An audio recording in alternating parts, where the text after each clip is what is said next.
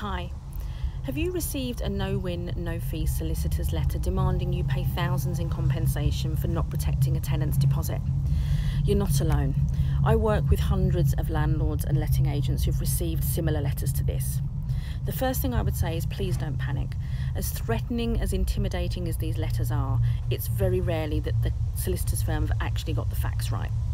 So we're going to talk to you now about a client that I've been working with recently and the outcome that I got for them. So this particular claim was for £40,000. That's a huge amount of money.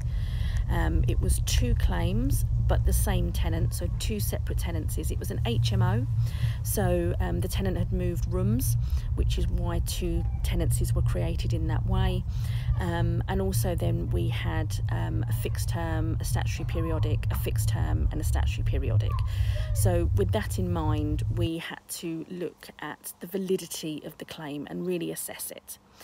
So ultimately what I found was actually there was no statutory periodic. There were actually fixed terms that were signed time after time. So there were breaches, absolutely. But what my job then was to reduce the claim to the minimum for the landlord rather than just accepting the 3 times that the solicitor's firm wanted, simply because the law allows you to claim a maximum of 3 times the deposit. It's actually between 1 and 3 times, and it's judge's discretion. They're the only ones that really get to decide what the penalty is.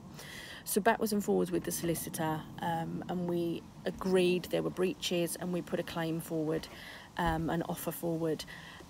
Eventually we had to put a payment plan together with the landlord, but we got that claim down from £40,000 to just £13,000. Now £13,000 is still a hell of a lot of money for landlord to have to pay, but it's an awful lot better than the £40,000 they were originally demanding, and that also included their fees.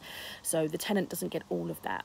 But it is a big lesson for landlords and letting agents to understand that it's the importance of this deposit legislation and how financially crippling it can be, even if you think you're doing the right thing.